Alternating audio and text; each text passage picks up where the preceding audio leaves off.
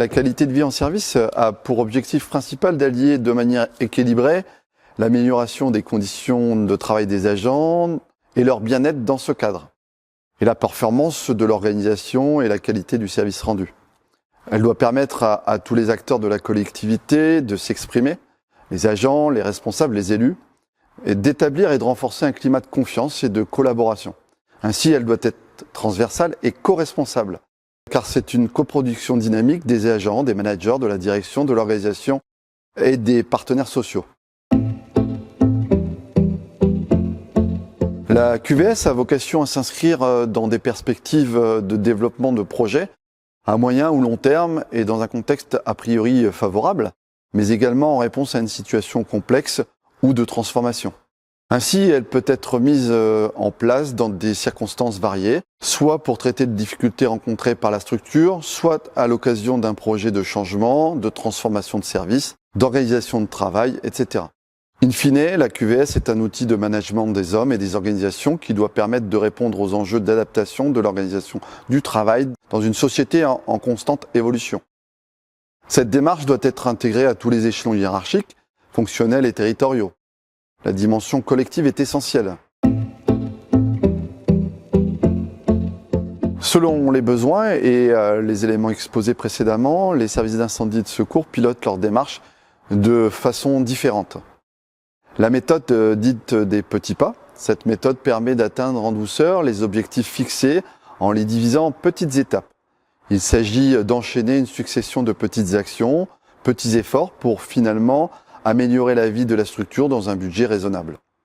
À titre d'exemple, nous pouvons citer le développement de la convivialité en caserne qui permet de renforcer les relations sociales au sein de l'établissement, réaménagement de lieux de pause et d'espaces de réunion, réorganisation de certains espaces de travail du fait de la mise en place du télétravail. Nous avons moins de monde en même temps au même endroit.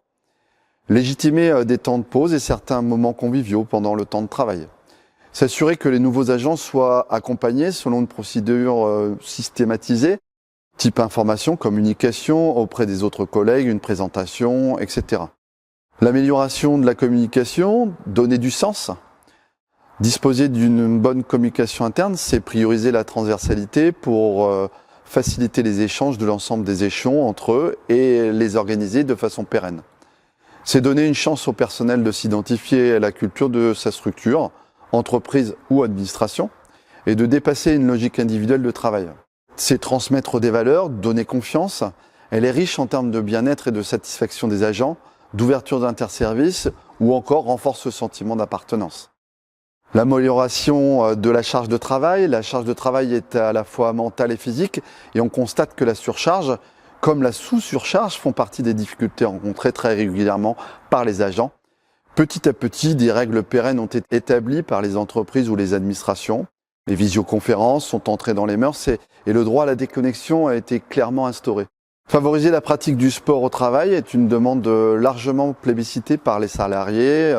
D'après le baromètre 2017 du sport en entreprise, 78% des Français sont favorables au sport en entreprise, mais seuls 7% le permettent. Mettre en place une cellule psychologique à disposition des agents. Mettre en place des formations autour du thème des RPS afin de sensibiliser les agents. D'autres services d'incendie et de secours ont fait le choix d'intégrer la QVS dans leur projet d'établissement ou dans un plan pluriannuel d'investissement. La démarche projet présente les différentes étapes et actions de mise en œuvre d'un système de management dédié à la QVS, selon le principe d'amélioration continue. Le pilotage de la performance globale, dit le PPG, des SIS effectue une analyse systémique de l'établissement pour lui permettre de s'auto-évaluer sur la base de 9 domaines dans lesquels des paramètres QVS sont intégrés. C'est un référentiel commun de management partagé par les autres SDIS et d'autres structures publiques. Aujourd'hui, 75% des SIS ont engagé une démarche PPG et parmi eux, certains ont intégré la QVS dans leur politique. Ces pratiques nécessitent davantage de temps, de concertation, mais aussi d'investissements financiers plus importants, puisque les projets ainsi menés concernent généralement des rénovations ou constructions de centres, des renouvellements d'engins, un plan pluriannuel de recrutement, des créations de postes spécifiques tels que les ostéopathes, les psychologues ou les assistants sociaux. À travers les différents échanges conduits dans le cadre de notre mémoire, nous avons pu constater que la QVS est adaptable à toutes les structures en fonction de leur niveau de maturité et que les différentes méthodes sont complémentaires. C'est ce qui a amené notre groupe Mémoire à imaginer et proposer que le plan d'action SSQVS 2019-2023 porté par la DGS-CGC, qui s'est attaché à déployer et promouvoir des orientations générales en politique de santé et de sécurité, puisse être complété d'un guide d'acculturation QVS à destination des services d'incendie et de secours. Ce guide aurait vocation à s'adresser aux SIS qui souhaiteraient mettre en place ou consolider une démarche QVS. Il permettrait d'asseoir la politique sociale et managériale des SIS autour de la qualité de vie en service, dans et par le travail. Tout l'intérêt de ce guide, c'est de proposer plusieurs niveaux d'engagement, de débutants à experts, pour une montée en puissance qui tienne compte du niveau de maturité de chaque structure et des ressources disponibles.